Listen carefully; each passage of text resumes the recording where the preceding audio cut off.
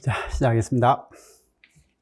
자, 어제 본 이제 통신공학 국어 기출문제 한번 하도록 하겠습니다. 자, 이번 국문 문제 통신은요, 일단 범위는 전반적으로 넓게 잘 잡아서 나온 것 같습니다. 그래서 문제 범위, 시험 나오는 범위를 보니까 전반적으로 진짜, 지금까지 낸 문제 중에서 제일 범위적으로는 괜찮게 나왔던 것 같아요. 그래서 생각보다 문제가 뭐 어려운 문제는 거의 없었던 것 같고, 말로써 냈는 건데, 이제 그 말의 의미를 잘 못 받아줘가지고, 틀릴 만한 문제들은 몇 문제가 나왔던 것 같습니다. 그래서, 공부를 잘한 친구들은 이게 고득점을 해가지고 한 80, 고득점을 하면 그냥 틀릴 거 틀리고, 이제 시험장이니까요. 한 84에서 88, 뭐 그 정도가 좀 잘한 친구들일 거고, 그 다음에 이제 틀리라고 했던 약간의 꼬아서 낸 문제들 다 틀린 사람들은 점수가 좀 많이 안 나왔을 것 같기도 하고 한 그런 문제입니다. 근데 지금 근래에 본 문제 중에서 범위적으로는 제일 괜찮았던 문제 같습니다. 그래서 이번 국어 시험 문제들은 누가 냈는지 모르겠지만 전반적으로 문제에 신경을 좀 많이 써준 것 같습니다. 그래서 내년에도 이런 패턴으로 나왔으면 좋겠다라는 그런 생각을 문제 풀면서 해봤던 게 이번 시험이었던 것 같습니다. 자, 같이 한번 풀어봅시다. 자, 신호 ST가 5 플러스 3 사인 40파이T 플러스 4 사인 100파이T 플러스 7 사인 300파이T는 주파수가 다른 정연파들의 합쳐진 복합 신호다. 그래서 이게 주파수가 다른, 이건 주파수가 0, 주파수가 20, 주파수가 50, 주파수가 150 이런 형태죠, 그죠? 그래서 주파수가 다른 이런 정연파들이 합쳐진 복합 신호다. 다음 보기 중에서 ST의 주파수 영역에서 표현했을 때 나타나는 주파수 값에 해당되지 않는 것 하니까 0, 20, 50, 150이 아닌 것, 20. 보기를 제가 잘못했는가 봐요. 거기 3번 보기가 0이네요. 그죠?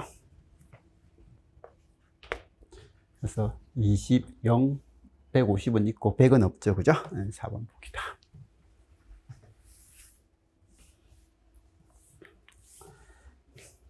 이걸 드래그 했는데 뭔 숫자가 이상하게 꼈는가 봐요. 자, 2번. 통신 신호가 목적지까지 전달되는 과정에서 전송 매체에서 발생할 수 있는 신호 전송의 손상의 요인으로 가장 적절하지 않는 것은 뭐냐라고 되어 있습니다. 이게 보내주는 곳에서 채널상에서, 그죠? 목적지까지 도달할 때 TXS, RS로 이게 신호가 손상되는 거예요. 손상 요인. 채널의 전송 용량, 이건 전혀 손상하고 상관없고 채널에서 오류 없이 보낼 수 있는 정보의 크기를 이야기하는 게 이거니까, 그죠? 잡음, 왜곡, 감쇄, 뭐 이런 현상이 발생한다. 그래서 1, 2번은 그냥 시국고 답을 냈던 것 같고, 그죠?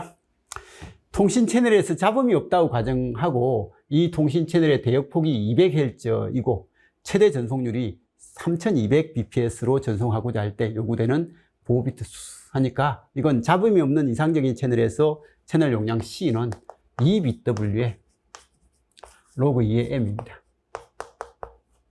그러면 여기는 3200이고요. 이건 200이니까 200 곱하기 2니까 400이에요. 그러면 이 값이 얼마가 돼야 된다고요? 3200을 만들려면 8이 되면 되고, 그러면 이 값이 8이 되려면 이 m이 256이 돼야 되나요? 2의 8승이 돼야 됩니다. 그죠? 그래서 이렇게 되니까 이게 상태 수가 256개, 그죠? 2의 8승계니까 256개의 상태 수를 만드니까 이게 하나의 심볼당 비트 수는 몇 비트가 돼야 된다고요? 8비트가 돼야 된다라는 그거고, 그게 이 8비트라는 의미죠. 그죠? 그래서 이런 형태다라는 것 정도는 알 수 있을 것 같고요.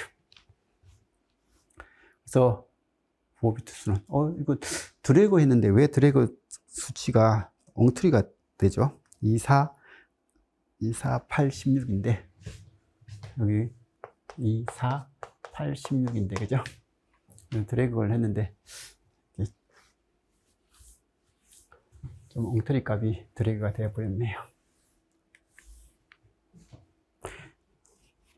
한글 파일로 주면 참 좋을 건데. 자, 4번입니다. 임의의 변조 방식을 적용한 후 아날로그 통신 신호의 변조 속도가 2400보였고 데이터 전송률이 9600bps였다. 본 신호에서 적용되는 변조 방식으로 가장 적절한 것이라고 되어 있습니다. 그래서 이건 뭐 변조 속도가니까 심볼률이죠. RS가 2400. 그 다음에 RB는요 9600.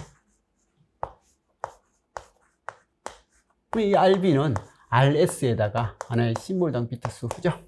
그래서 이렇게 되니까 2400에다가 역시 4를 곱하면 9600이 되니까 얘는 하나의 심볼당 4비트. 하나의 심볼당 4비트가 들어갈 수 있는 변조 방식은 16함. 임의의 주파수 F를 갖는 ST가 8sin 2πft 인 아날로그 신호 ST를 PCM 방식으로 변조하였다. 여기서 양자화된 신호는 3비트 부호화를 했을 때 양자 레벨 간의 간격의 크기. 이런 문제는 모의고사 할 때도 했고 실제 약간 조심을 해줘야 될 게 이거라고 했어요. 그죠? 이렇게 됐을 때 여기가 지금 이제 8이거든요. 근데 이쪽도 마이너스 8이 있으니까 이때 양자 비트 수가 3비트면 8칸을 나누거든요. 그럼 8칸을 나누면 한 칸당 얼마냐라는 그런 내용인 거예요. 그럼 여기는 8을 8칸을 나눈 게 아니라 8에서 8이니까 16을 8칸으로 나눠야 되니까 한 칸당은 2V가 돼야 된다라는, 이건 조심해 달라고 했죠. 그죠? 그래서 8을 8칸으로 나눠가지고 답을 1로 적는 친구들이 많이 있다고 했죠. 그죠? 이건 모의고사 하면서도 정리를 했던 내용 같습니다. 자, 통신 회선 이용 방식 중에서 하나의 링크에 연결된 두 단말 장치는 링크 하나가 있는데 여기에 단말이 두 개가 있는데 이것도 보내고 있고 이것도 이렇게 보낼 수가 있다. 그래서 송수신을 할 수 있다. 송신도 하고 수신도 가능하다. 서로. 근데 동시에 송수신하는 방식은 전이중인데, 전화 같은 전이중인데, 그죠? 지금은 한꺼번에 동시에는 송수신을 할 수 없고, 송신을 할 때는 수신만, 반대쪽은 수신만 하고, 그리고 수신을 할 때는 반대쪽은 송신만 하고, 이렇게 얘가 송신할 때는 얘는 듣고만 있고, 얘가 송신을 하면 얘는 듣고만 있고 하는 이런 방식을 우리는 반이중 방식이다. 이건 뭐 틀린 사람 없을 것 같아요. 그죠? 자, 동기 시분할 다중화 방식을 통해서 M개의 송신 장치가 보낸 신호가 수신되었다면 하나의 프레임에 담긴 타임 슬롯의 최소 개수가 몇 개냐?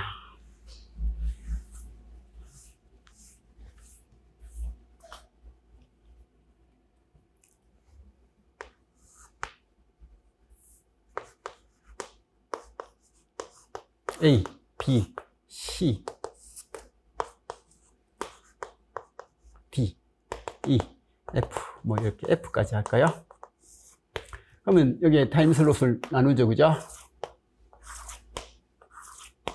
그래서 이걸 모아가지고 다중해서 이렇게 한꺼번에 보내는 통신. 이게 TDM이고, 그러면 여기 때 볼 때는 A 보내고, B 보내고, C 보내고, D 보내고, E 보내고, F 보내고, 다시 A 보내고, 그죠? B. 물론 다 보내고 나서 프레임 동기 비트를 쓸 수도 있고. 그래서 이렇게 돼가지고, 동기식 시분할 다중화 방식을 통해서 M개의 송신 장치가 보낸 신호가 수신되었다. 이게 동기식이에요. 동기가 딱딱 맞춰져 있는 거예요.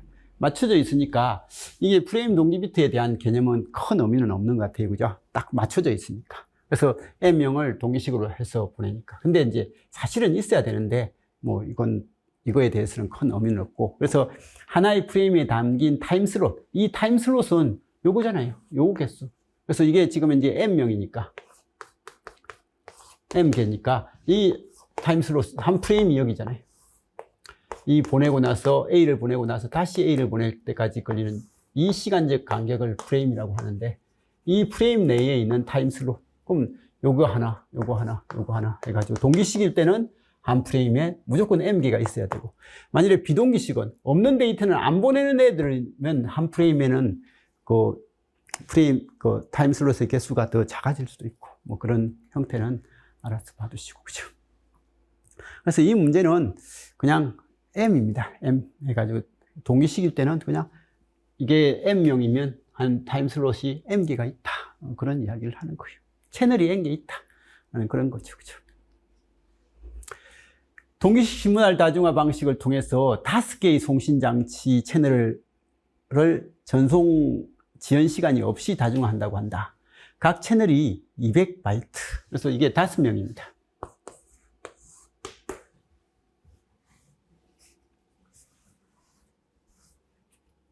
한 프레임이 이거죠. 그래서 한 채널이 200바이트의 속도로 전송을 하고 각 채널에서 4바이트씩 다중화한다. 여기서 지금 이제 각 채널이 여기서 보낼 수 있는 정보가 200바이트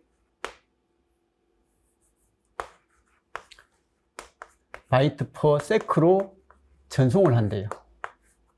근데 한 프레임은요, 한 채널은요, 각 채널로 4바이트씩 다중화해요. 이게 4바이트예요.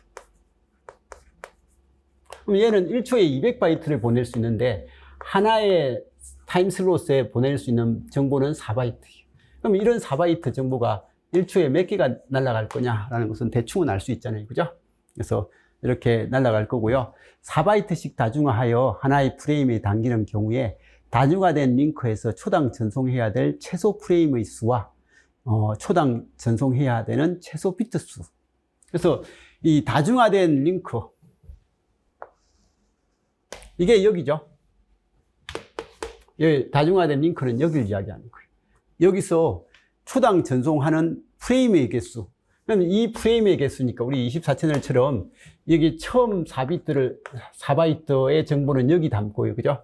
그 다음에 두 번째 4바이트 정보는 여기 담고, 세 번째 4바이트 정보는 또 한 프레임 지나서 여기 담고 해가지고 이 선로에서의 프레임의 개수하고요,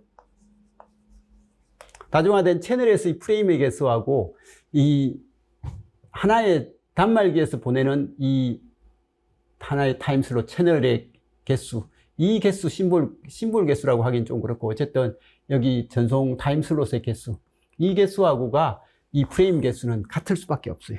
그래서 같을 수밖에 없다라는, 이건 좀 조심을 해 주시면 될 것 같고, 그죠? 그래서 24채널 방식 하면서 우리는 이건 많이 했습니다. 그러면 이제 이 사람은 200바이트를 보내야 되는데 한 타임슬롯에 4바이트를 보내요. 그럼 1초에 200바이트를 보내는데 4바이트밖에 없으니까 이 프레임이 1초에 전송되는 이런 A의 개수가 몇 개냐라는 거예요. 그러면 4바이트가 몇 개가 되면 200바이트의 관계가 될 거냐라고 하니까 당연히 X는 얼마예요? 50개죠. 그죠?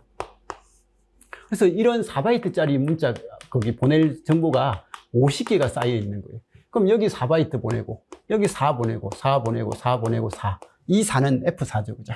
그럼 다시 A4, B4, C4, D4, F4. 이런 식으로 전송을 하니까, 그러면 이 프레임이 1초에 50개가 날아가요. 그러면 이 한 프레임에 들어가는 비트 수는 4바이트가 5개 되니까 20바이트예요.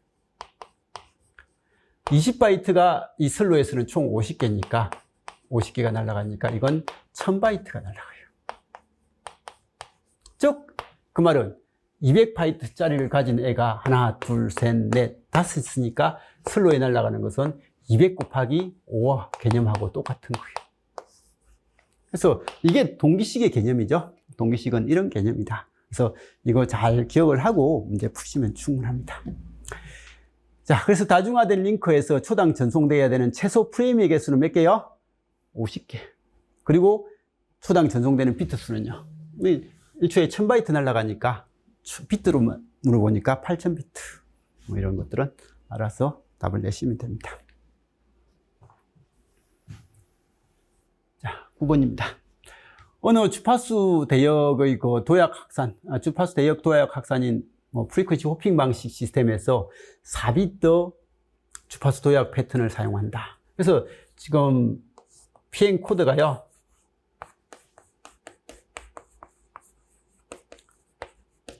발생기인데 이게 4비트. 그럼 4비트니까 4비트 단위로 이렇게 보내준다는 거예요. 4비트 단위로. 그러면 여기 주파수 신세사이즈가 있는데 이 4비트가 오면 여기 0000부터 해가지고요 1111까지가 올 수 있는 거니까 이걸 F0라고 하면 이건 15F0 하니까 총 주파수 개수가 얼마요? 16개의 주파수가 이렇게 만들어진다는 거예요. 그래서 여기에 16개의 주파수를 만들어서 여기에 호핑을 하는 거예요. 그러면 주파수가 16개 하니까 우리 FDM이 16개가 됐을 때의 개념하고 똑같은 거예요. 이런 게 16개 있는 겁니다. 근데 가능한 주파수 도약의 개수만큼 10km 대역 폭의 데이터를 변조한다. 하나가 10km 대역이라는 거예요. 그래서 원 신호가 10km가 아니라 이게 그 하나의 대역이 이렇게 만들어진 대역이 10km라는 거예요. 그래서 10km가 된다라는 이 내용입니다. 그래서 가능한 주파수 도약의 개수만큼 10km 대역 폭을 가진 형태고, 그때 도약을 할 때 여기에 가운데 1km의 보호 대역을 쓴다. 보호 대역을 1km 추가한다. 그럼 이때 이 10km 대역 폭의 데이터를 변조한다면 이 프리퀀시 호핑 엑스프레스 스펙트럼 시스템의 전체 대역 폭으로서 적절한 것은, 그러니까 하나의 대역을 변조 대역을 이게 10km를 하는데 이게 보호 대역이 1km가 있으니까 이걸 몇 개를 쓴다고요? 16개 쓰거든요. 0000부터 해가지고 111까지 해서 16개의 주파수 쓰니까 이거 16개 있으니까 160이고요. 그럼 이 사이사이에 1km가 있으니까 이건 원래는 16km인데, 그죠? 16km인데 지금 이제 이 사이사이는 16번째하고 사이니까 이쪽은 없으니까 안 써도 되니까 15km가 추가된다라고 해서 10km가 16개 있고 그게 보호 대역이 1km는 15번 있다. 이런 의미로서 하니까 이건 160km고 이건 15km니까 175km가 답이다. 뭐 이런 형태로 답을 낸 것 같습니다. 그죠? 근데 이제 이건 뭐 원정보가 얼마다가 아니라 프리퀀시 호핑 하나 할 때의 대역폭이 10km다라고 하니까 뭐 이건 AM의 그 개념을 적용시키는 건 아니죠. 그죠?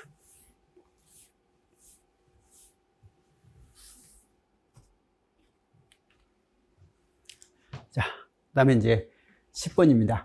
송신 측에서 110, 111의 데이터를 전송하였으나 수신 측에서 받은 데이터가, 이거 문제가 이상하더라고요. 110, 110이다. 이걸 나타냈다. 이걸 왜, 이 단어를 왜 썼는지 모르겠습니다. 이게 없었으면 문제가 좀 좋은데, 그냥, 두 데이터가 있다. 두, 심볼이 있을 때 그 코드 워드들이 각각 이런 두 가지가 있다. 뭐 이렇게 이야기를 해줬으면 더 좋았을 것 같은데, 이걸 보냈는데 이걸 받았다. 아니, 오류가 3비트 난 건데, 그죠? 오류가 3비트 났는데 이걸 해밍 거리로 해서 오류 정정 능력을 이야기한다? 말도 안 되는 거예요. 그래서 이건 앞에서 이 문장은 그냥 없는 걸로 하고요. 없는 걸로 하고 그냥 두 코드 워드가 두 가지가 있다. 이 두 코드 워드 사이에 해밍 거리, 최소 해밍 거리를 구하면, 이건 최소 해밍 거리라고 할 필요도 없고 그냥 해밍 거리죠. 하나, 이것밖에 없으니까, 그죠? 하나, 둘, 세 개다. 그래서 D는 3이다. 그러면 이게 D가 3일 때 최소 해밍 거리 얼마고? 3이고. 그 다음에 검출할 수 있는 비트 개수는요, D민 빼기 1, 그죠? 2고, 그죠?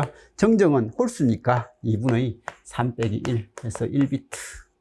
검출은 2비트. 뭐, 이런 형태다라고 해서 답은 3, 2, 1. 뭐, 이 답되는 건. 근데 답은 누구나 풀었을 것 같아요. 그죠? 다 맞췄을 것 같은데. 아무튼 이런 의미. 자, 랜에 거의 사용되지 않는 네트워크 토폴로지. 이건 모의고사 할 때도 했고, 그냥 기본적으로 수업 시간에도 많이 강조를 했습니다. 랜은 링형, 스타버스형을 쓰지만 메시형은 선이 너무 많아서 안 쓴다. 무슨 통신 기술 중에서 소비 전력이 가장 낮고 지원하는 최대 데이터 전송 속도가 가장 낮아서 저전력 및 저가의 기기 제어에 가장 적합한, 그래서 소비 전력도 가장 낮고 그 다음에 데이터 전송률도 낮은 이 직비죠, 그죠? 직비다.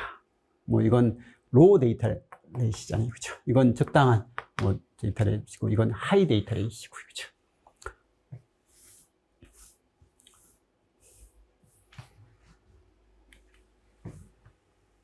자, 뭐 이것도 그냥 점수 주려고 낸 겁니다.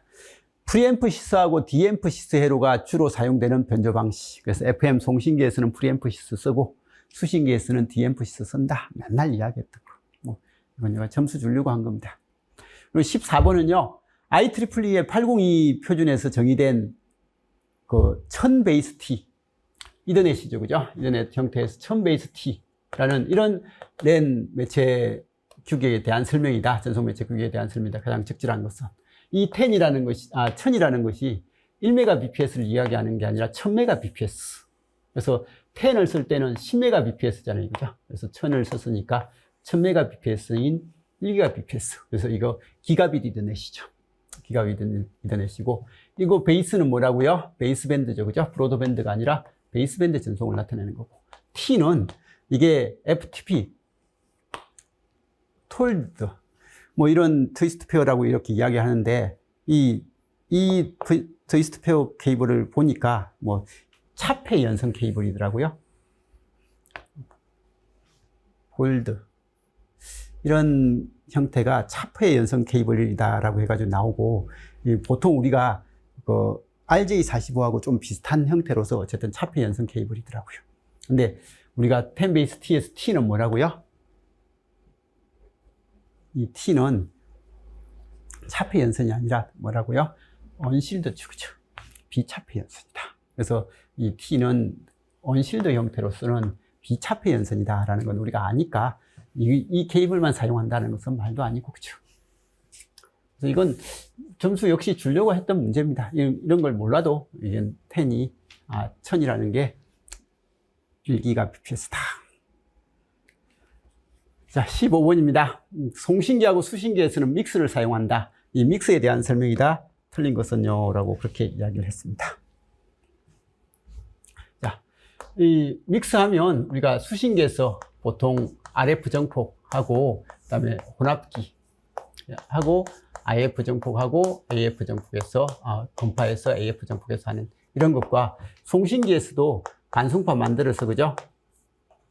만드는 반송파에서 이 MT가 있으면 MT하고 믹스를 해서 변조, 믹스가 변조니까 정폭해서 멀리까지 보낸다. 이건 송신기고 수신기입니다. 그죠?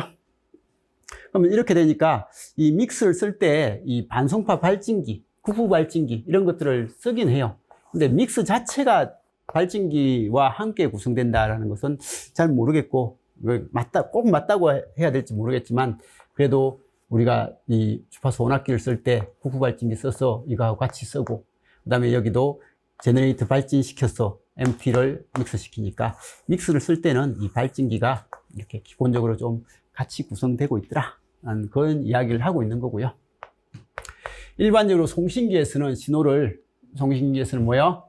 이거 낮은 주파수를 높은 주파수로 옮기는 거고, 수신기에서는 높은 주파수를 낮은 주파수로 낮춰주는 거고 하니까 송신기에서는 신호를 높은 주파수 대역으로 이동시키기 위해서 사용한다. 뭐 이건 틀린 건 아닌 것 같고, 그죠? 신호의 세기를 증폭한다. 이 믹스를 하면, 주파수 혼합을 하면, 우리 데시벨 이야기도 했지만 여기는 정폭기니까 이덕이 플러스고요. 플러스 dB고, 이게 주파수 혼합기를 쓰면 이덕이 줄어요. 마이너스 5dB 정도 감소하죠. 그죠? 그래서 이 믹스 자체가 신호의 세기를 정폭하는 일은 없어요. 정폭은 하진 않습니다. 그리고 4번에 원하는 대역폭을 갖도록 제어한다. 믹스는 두 주파수를 곱해가지고요. 곱해가지고 주파수를 천이하는 쪽에 사용하는 거고, 원하는 주파수 대역폭을 갖도록 한다. 그건 뒤쪽에 있는 이제 밴드패스 필터가 그걸 이야기할 수도 있을 것 같고, 그죠? 여기도 밴드패스 필터가 있으면 그걸 이야기할 수 있는데, 믹스는 원하는 주파수를 대역폭을 갖도록 제어하는 건 아닌 것 같습니다. 그죠? 그래서 아는 거니까 일단은 디귿은 틀렸고요. 디귿은 틀렸고, 가나는 맞는 것 같고, 그러니까 가만 맞지는 않고, 나는 확실하게 맞으니까 나라, 이게 나다, 가나, 나는 확실하게 맞네요. 그죠? 다 사용되니까 뭐 가나에 해당되는 4번 정도가 답이다 라고 할 수 있을 것 같습니다.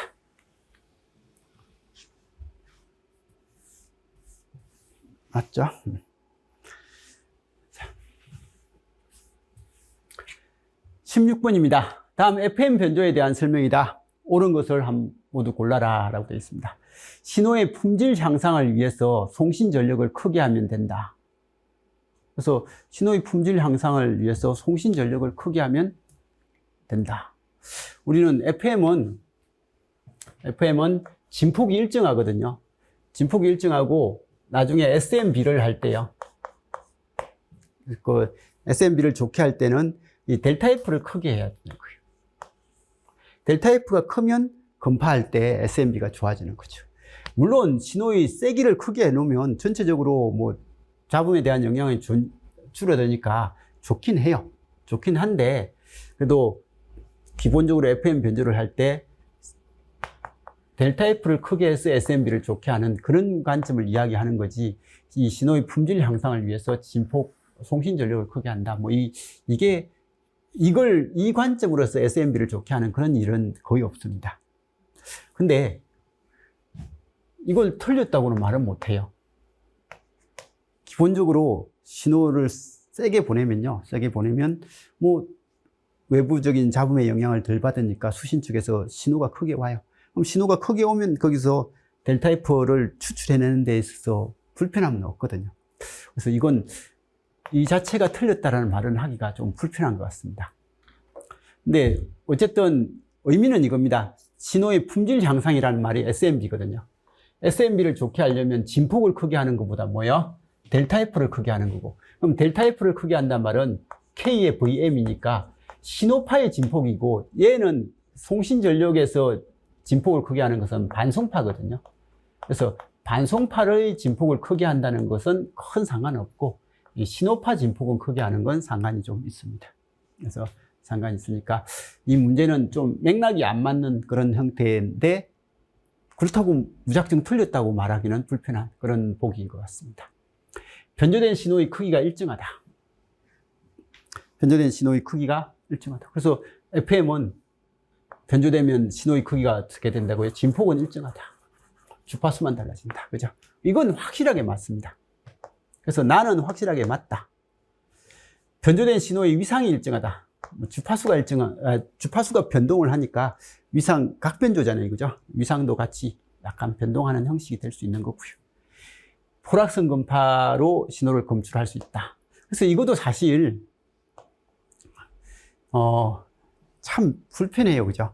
우리가 이건 모르는 사람 입장에서는 무조건 틀린 거예요. 근데 아는 사람 입장에서는 주파수 변별기가 미분기하고 포락성 검파기로 구성되어 있잖아요.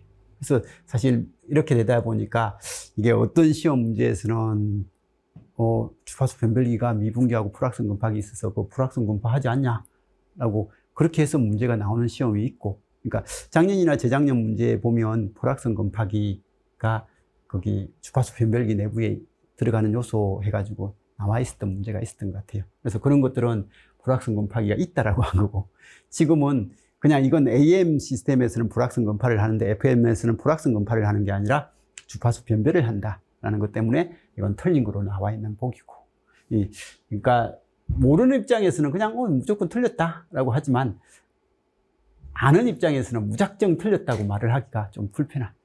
그래서 일단은 나가 확실하게 맞으니까 일단 나를 맞다라고 해놓으니까 나머지가 없으니까 이게 AM 관점에서 이야기한 거구나.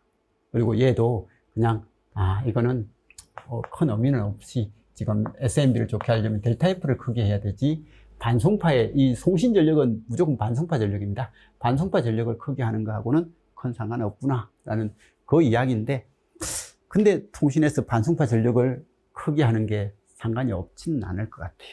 그래서 이 문제도 뭐 이의 제기를 해보고 싶은 사람은 일단 요거 포락성 검파기로 신호를 검출할 수 있는 거, 주파수 변별기 내부에 불확성 검파기가 있지 않냐라는 그런 관점에서 이 제기를 한번 해보시고, 그 다음에 이 신호 품질은 무조건 신호를 크게 하면 뭐 나빠지진 않을 거잖아 라는 그런 관점에서 한번 이 제기도 해볼 만한데, 근데 학생들이 이걸 틀렸을 것 같진 않아요. 그죠? 이건 나가 틀렸을 것 같진 않으니까 이 제기하는 사람이 거의 없을 것 같기도 합니다.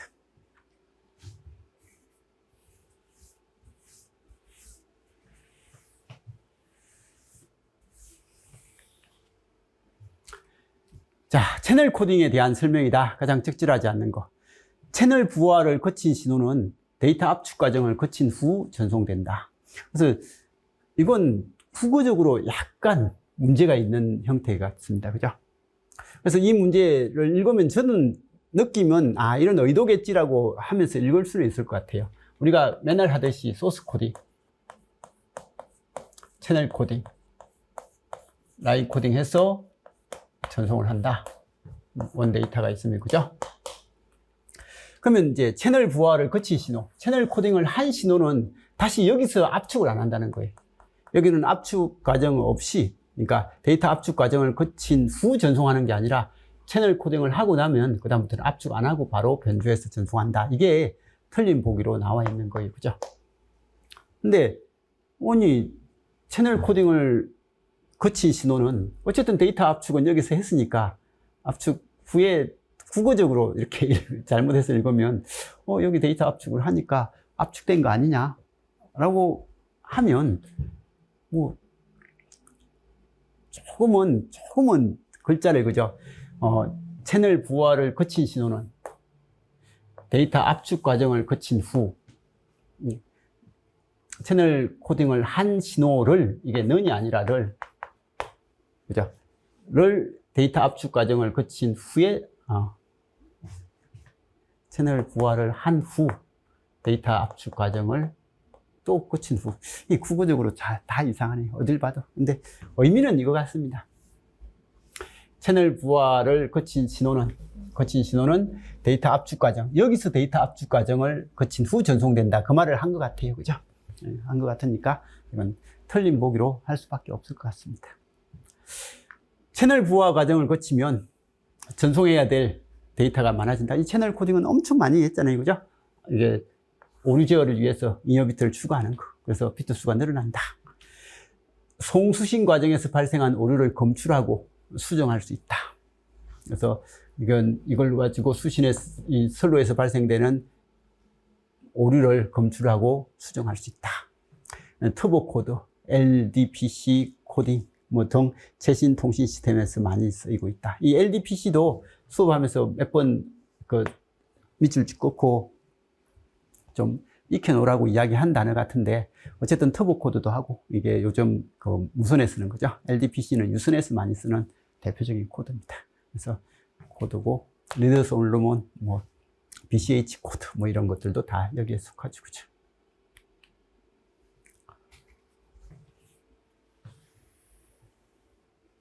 다음 주어진 값을 갖는 사항에서 최대 전송 속도를 샤넬의 식을 활용해서 구한 거. 샤넬의 채널 용량 C는요. BW에 로그 2에 1 플러스 SN이다. 근데 대역폭은 1메가니까 이건 1메가. 그래서 이건 1은 사라지고 단위가 메가 bps로 바뀌었으니까 여기는 1이라는 것은 있으나 마나. 그 다음에 이제 SMB를 보니까 신호 전력은 13dB, 노이즈는 3dB니까 SMB는 얼마요? 10dB는 10배.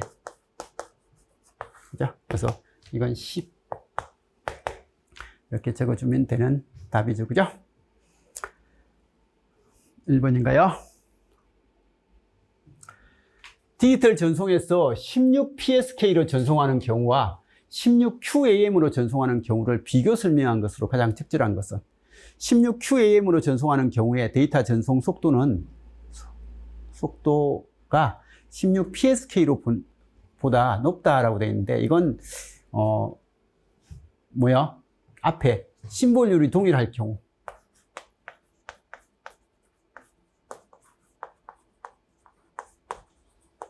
이런 단어가 나와야죠. 그죠? 안 나와도 그런 의미를 다 내포하고 있으니까 상관없겠지만 그래도 좀 더 정확하려면 동일한 심볼률로 전송할 때 16QAM으로 전송하는 경우에 데이터 전송 속도가 16PSK보다 높다가 아니라 같죠. 그죠?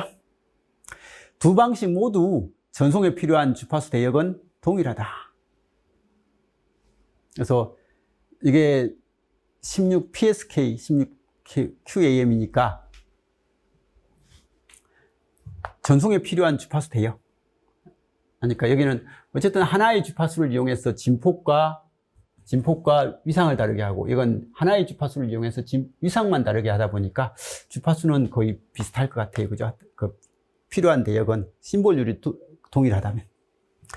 동일한 평균 전송 전력을 갖는 경우에 16psk의 오류 확률이 더 낮다가 아니라, 우리가 이건 16QAM하고 성상도를 비교했을 때, 그죠? 성상도를 했을 때 16psk는 하나, 둘, 셋, 넷, 다섯, 여섯, 일곱, 여덟, 아홉, 열, 열하나, 열둘, 열세, 열네, 열다, 열육. 이거였고, 그럼 평균 에너지가 동일하단 말은 여기는 16QAM은 그죠? 그림을 안 그려도 될 것 같은데 그냥 그려봅시다. 하나, 둘, 셋, 넷. 하나, 둘.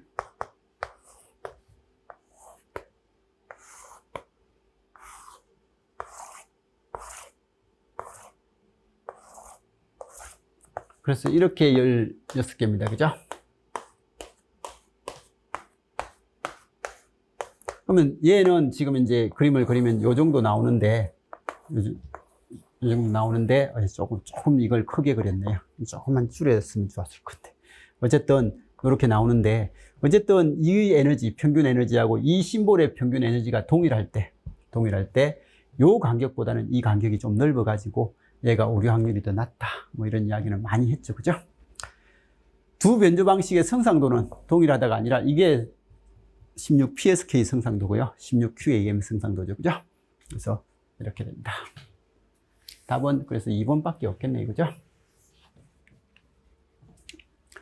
자, OSI 계층에 대한 설명이다. 가장 적절한 것은 물리 계층에서는 ARQ 재전송이 수행된다라고 했는데, 이 ARQ는요, 보통 오류 제어 쪽이니까 데이터 링크 계층은 라우팅 기능을 포함한다라고 했는데, 라우팅 기능은 네트워크 계층, 그죠?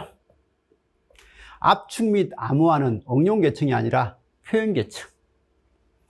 TCP, UDP는 전송 계층. 이건 맨날, 이건 중요하다고 했습니다. 그래서 답은 4번이고요. 퓨리의 변환에 대한 설명이다. 가장 적절하지 않는 것. 시간 영역에서 사각 플스는 주파수 영역에서는 싱크 함수가 된다. 그래서 적절하지 않는 것. 시간 영역 사각 펄스는 주파수 영역에서 싱크 함수 형태를 갖는다. 시간 영역에서 상수를 갖는 함수는 1이죠. 그죠? 그러면 주파수 영역에서는 델타 F죠. 그래서 주파수 영역에서는 임펄스 함수를 갖는다. 시간 영역에서 코사인 함수의 곱은, 이건 시간 영역에서 코사인 함수의 곱은이란 말이 MT에다가 코사인 2파이 FCT 뭐 이런 걸 곱은이라는 걸 말이겠죠. 그죠? 그럼 이건 주파수 영역으로 하면 MF 2분의 1에 M의 F-FC 플러스 M의 F 플러스 FC라는 그 이야기를 하고 있는 것 같아요. 그죠? 그래서 시간 영역에서 코사인 함수를 곱하는 것은, MT에 곱하는 것은 주파수 영역에서 주파수 천위를 이렇게 발생시킨다.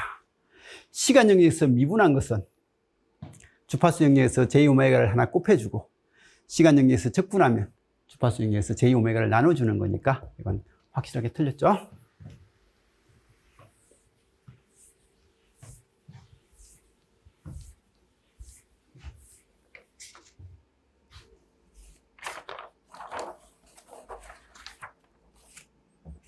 그래서 답은 4번입니다. 그죠? 자, 이 문제가 풀면서 답이 이거일 것 같다라는 생각이 들었던 게, 생각을 좀 했던 문제가 이건 것 같습니다. 송신기하고 수신기 사이의 경로 감쇄는 이게 TX고요. 여기는 TX고, 여기 RX입니다. 그래서 송신기하고 수신기의 경로 감쇄는 여기 선로가 있는데 1km, 3dB per km입니다. 1km 선로가 갈 때 선로의 길이가 1km가 되면 3dB씩 손실이 발생한대요. 근데 수신기에서 잡음 전력은 10mW. 수신기에서 노이즈가요 10mW래요. 그리고 수신기에서 SNR은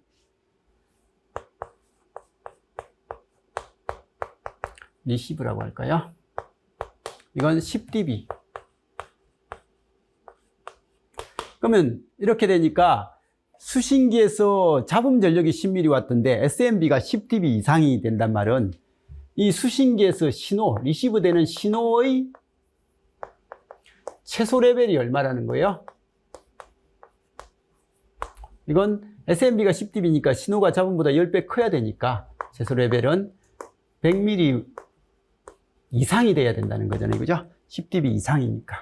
그래서 10dB 이상을 만족해야 되니까 여기는 100mW 이상이 수신돼야 됩니다. 자, 그래서 이상을 만족해야 된다고 가정을 하자. 이때 송신 전력은 여기는 44dBm이래요. 그러면 44dBm이면 얘는 뭐 얼마가 일단 되겠죠, 그죠? 그래서 될 거고, 이때 중간 지점에서 중계기 한 개 위치하고 있고 중간에 중계기 한 개가 있습니다. 위치하고 이 중계기는 송신기에서 중계기 사이의 경로 감쇄를 모두 보상하도록 증폭을 한다. 얘가 여기까지 올 때 이 중간에 있는데 이까지 올 때 경로 손실이 있을 거잖아요, 그죠? LT가 있을 건데 LT를 여기서 다 보상해 주도록 한다. 그러면 이렇게 보상하도록 증폭한다. 이때 송신기하고 수신기 사이의 거리는. 자, 그러면 여기 수신 레벨이 100mW 이상이니까 이거 20dBm 이상인 거예요. 그러면 여기 수신되는 신호의 세기가 20dBm 이상이 수신돼야 되는 거예요. 그런데 여기 44dBm을 보냈어요. 그럼 손실이 일어나는데 이 정폭기에 정폭돼서 나온 출력이 얼마라는 거예요. 이 문제의 의미는 이 정폭기에서, 중계정폭기에서 정폭돼서 나오는 출력이 얼만데 라는 게 질문인 거예요. 이게 얼마겠어요? 이게 선로에서 이걸 보냈는데 여기서 보내주는 게 이건데 선로에서 감쇄가 일어나요. 근데 감쇄가 일어나는데 정폭을 했을 때 이 정폭기에서 하는 일이 뭐라고요? 이게 중계기는 송신기에서 중계기 사이의 경로 감쇄를 모두 보상하도록 증폭하는, 이게요, 여기 손실이 있어도 손실된 것만큼 증폭이 되니까 여기가 나오는 게 44dB예요.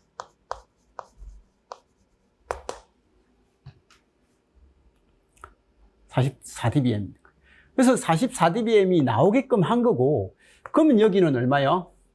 20dBm 이상이니까 여기서 이까지가 얼마라는 거예요? 24dB. 24dB고, 그러면 여기서 여기까지가 24dB니까 1kg당 3dB니까 얘는 8km 정도의 거리가 될 거다라는 그런 내용이고요. 그래서 이 문제는 여기까지입니다. 그랬을 때 이제 질문은 여기서 이까지 거리가 얼마냐라고 했는데, 이 문제를 처음 딱 봤을 때 순간 당황스러웠던 게요, 요거요.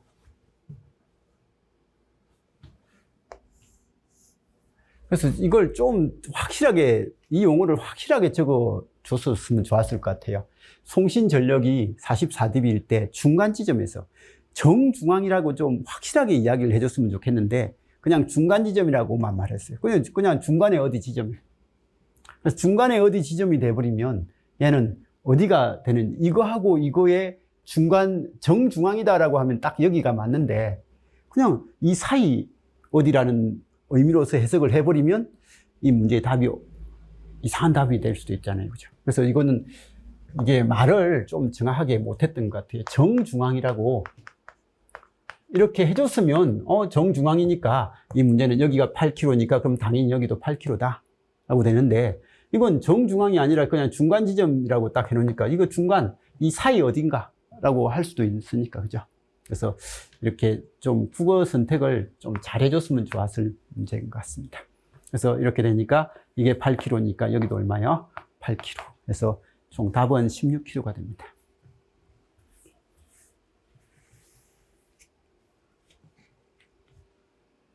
물론 중간이라고 하면 정중앙을 이야기하나요? 네.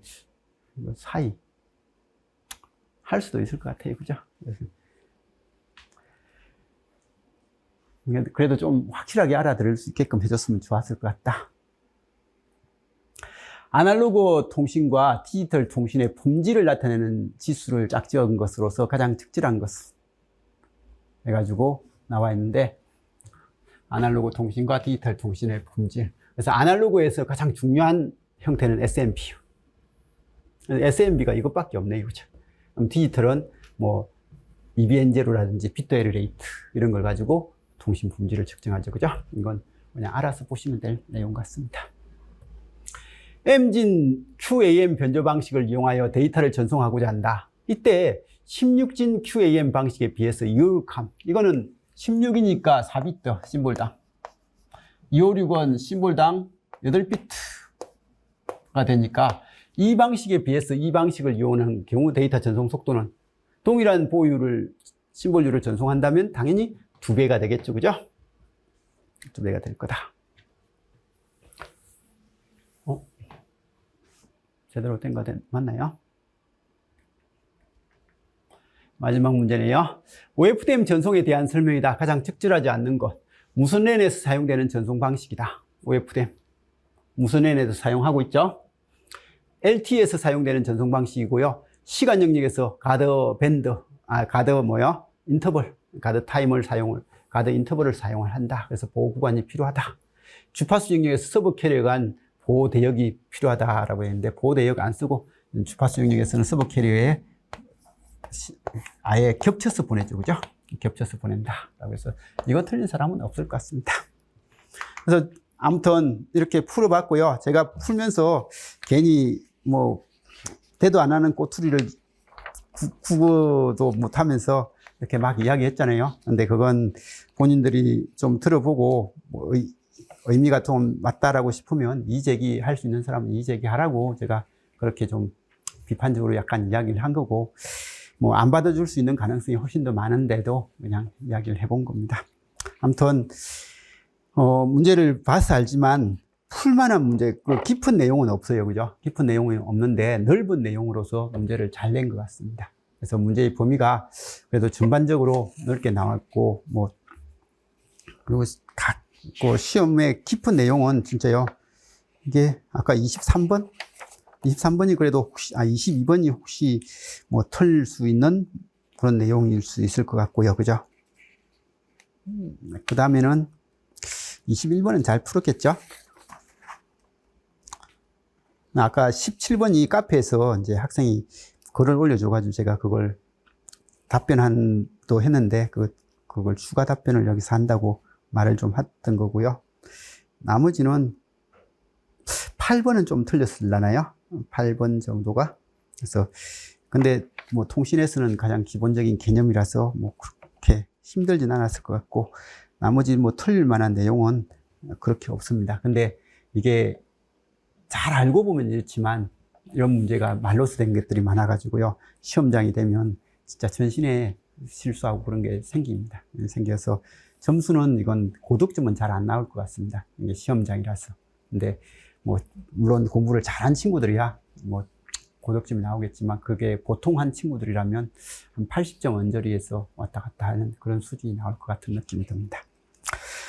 자, 아무튼 시험 보시느라고 고생하셨고, 이제 뭐 1년 준비하신 결과입니다. 그죠? 이제 다른 그 국회직 빼고는 올해 7급, 국회직하고 7급 빼고는 올해 이제 시험은 다 끝난 것 같은데, 그거 준비하시는 분들은 다시 계속 좀 열심히 하시고, 그게 아니시면 이제 좀 휴식 좀 취하시면서 마음 좀 가다듬고 뭐 좋은 결과 나오길 그렇게 한번 빌어봅시다.